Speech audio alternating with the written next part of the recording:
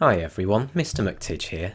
So I don't think there's anyone else I know of in real life who has listened to a more eclectic and wide-reaching selection of music as my music enthusiast friend Nick, who's recently gone through the grueling process of selecting what he thinks to be the best 100 songs, which I thought I'd give my opinions on. Before I go further, I should state that Nick is really well listened. I respect his opinion a lot. It's not like I've picked some random Wally's top 100 songs to respond to.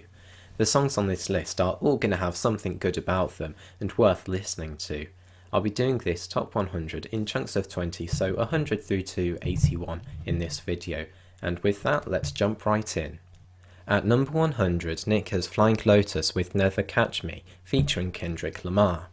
This song, instrumentally, is a glorious mess of electronics, rhythmic diversions and jazzy sequences. Lamar's verses sound strangely robotic, and the lyrics seem to be a stream of abstract thoughts which is very reflective of the music. It feels like the song itself wants to be the out-of-body experience referenced in the lyrics before Lamar announces you're dead at the end of his verses, and I ubiquitously love Thundercat's basswork which appears in this song. This song gets a firm thumbs up from me. At number 99 we have Get Up by Clipping. My buddy Nick writes on this song, basing an entire rap around an alarm clock with minor variations is pretty inspired, and to be able to make the backing so intense is certainly impressive. Personally, I don't think the backing gets all that intense, but the constant beat elicits a sense of urgency which is made more poignant as Dig's rapping becomes quicker with each verse and even slightly broken in the third verse, reflecting the lyrical content, the panic of hustling just to get the money you need to keep going. It's not my favourite song on this list, but it's certainly a well put together song. At number 98 is Wishry by Pogo, also known as the track that Steven Crowder attempts to dance to in his show Louder with Crowder. Nick writes that most impressive is how Pogo manages to capture the childlike innocence of early Disney and updates it for the modern listener. I have to agree, purely on how pleasant and at ease this piece of music makes me feel. Its vibrancy and colourful character is punctuated by every skittish beat and every sampled melody. It's just a lovely piece of music, nice thumbs up from me. At 97, Nick has put Are You Satisfied by Marina and the Diamonds. Nick writes, Marina's delightful voice and snide lyrics is what gives this song its necessary edge. This certainly does put this song above the majority of other pop songs in my view, and Marina's snark is thoroughly satisfying, although I do think a few of the lyrics in the first verse feel a little clunky. But the gorgeously airy instrumentation and layering with guitars, violin and synths is what I think gives this song its main strength as a pop song. I definitely rate this song. At 96 is Queen of Hearts by Fucked Up. Me liking this song is an uphill struggle given the juvenile screaming and shouting vocal style, but this is made worse by the fact that the vocal style does not work well with the lyrics at all. Lyrics which I actually quite like, as they describe a moment of falling for someone in what seems like oppressive working conditions. Even when the female vocals take over in a more melodic style, something about them just doesn't work for me, which is a shame because the guitar work in this song is superb at generating an upbeat and exhilarating backing. So basically, I like the composition of this song, but not the vocals. At number 95 we have Bastard by Devin Townsend. Nick writes that Townsend creates heaviness in the song through atmosphere rather than instrumental tones, and this can be heard straight away through the wailing guitar riff. Nick goes on to say, it feels like wading through an ocean of sound, which I think is the main strength of this song. To me the lyrics aren't particularly special, there's a lot of angst but I don't really see any deeper meaning in them. Overall, the shifting and powerful instrumentation carries this song through its 10-minute runtime.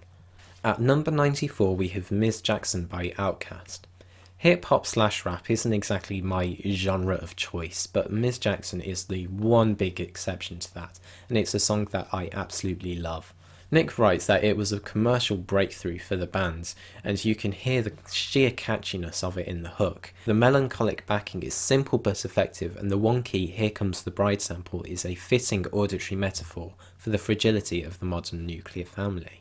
But it's the lyrics to me that really stand out. Released at a time when portraying divorced dads as deadbeats, assholes and uncaring for their families was omnipresent in mainstream culture, this song provides a humanising and crushing counter-narrative filled with all the nuance and complexity the issue of a breaking family requires.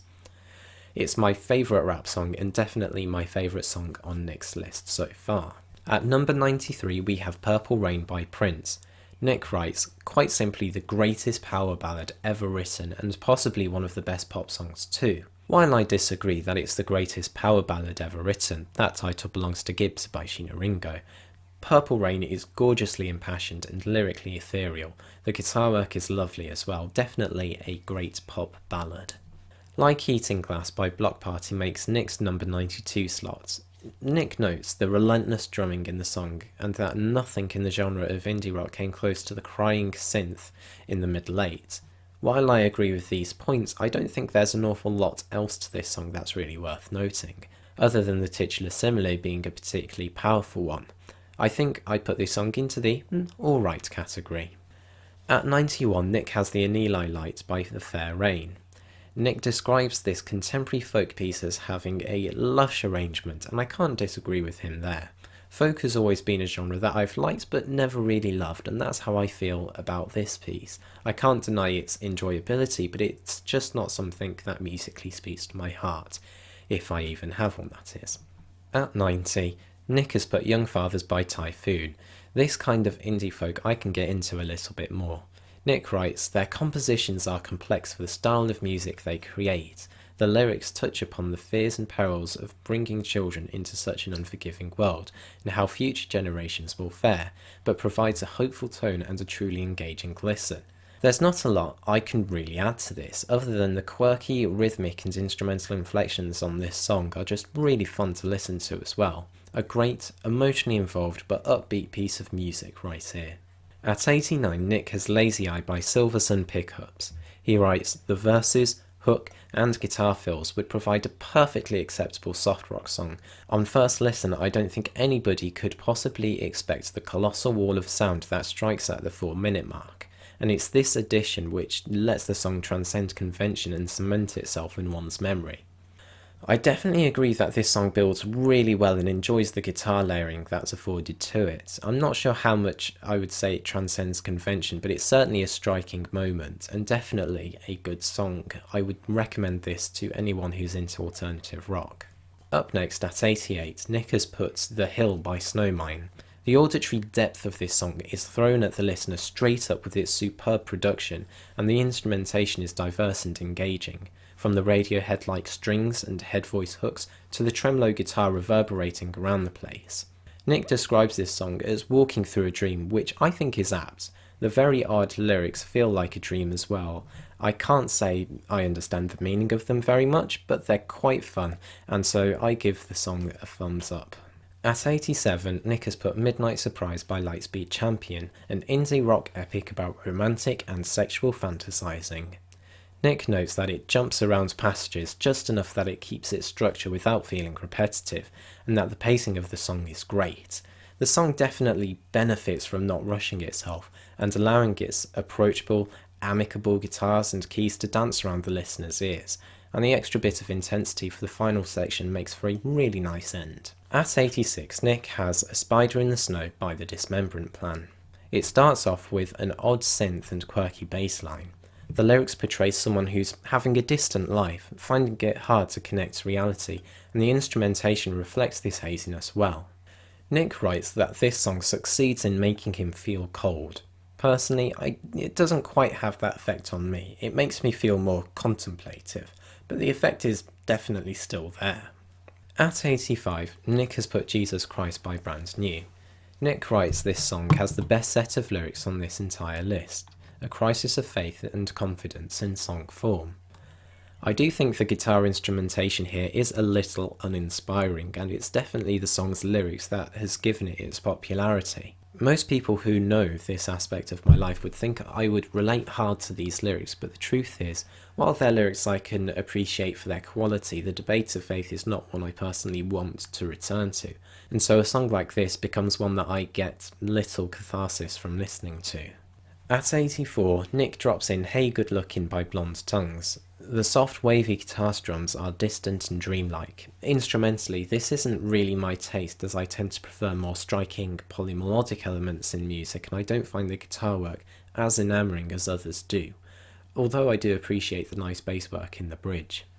The lyrics leave room for interpretation. As Nick notes, you'll find countless pretentious Tumblr-esque musings about what this song means to people. But being the kind of person I am, songs about romantic relationships just don't strike a chord with me unless you're giving me a wider story to relate to.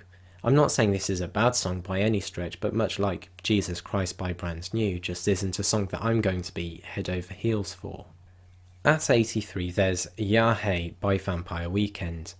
Nick writes that Ya Hey is possibly the most blasphemous pop song of the decade, a real maturing effort from the previously so quirky it almost hurts Vampire Weekend.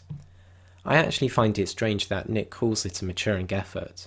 I don't know Vampire Weekend's work all that much, but I found the juxtaposition of the subject, people not loving or caring about God, with the comical pitch-shifted vocal hooks in the chorus to be a little immature.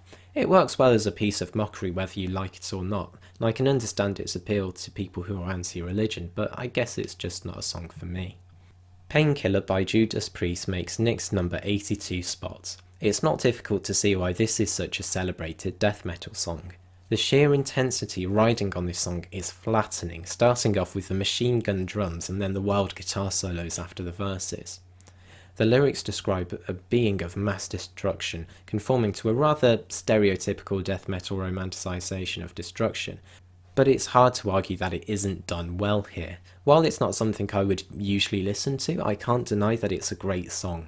I feel like I started off this list quite positively, but then hit a string of songs I didn't find too much kinship with.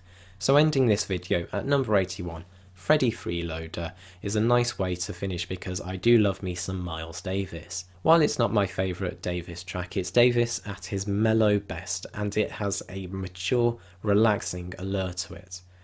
Nick notes that the marriage of blues and jazz is glorious here, and it provides us with a listen that's paradoxically passionate but easy listening. I just love this track. So those are my thoughts on Nick's top 100 songs, 100 through to 81. I will be doing the rest intermittently between other videos, and I look forward to going through them all. I'll see you guys next time.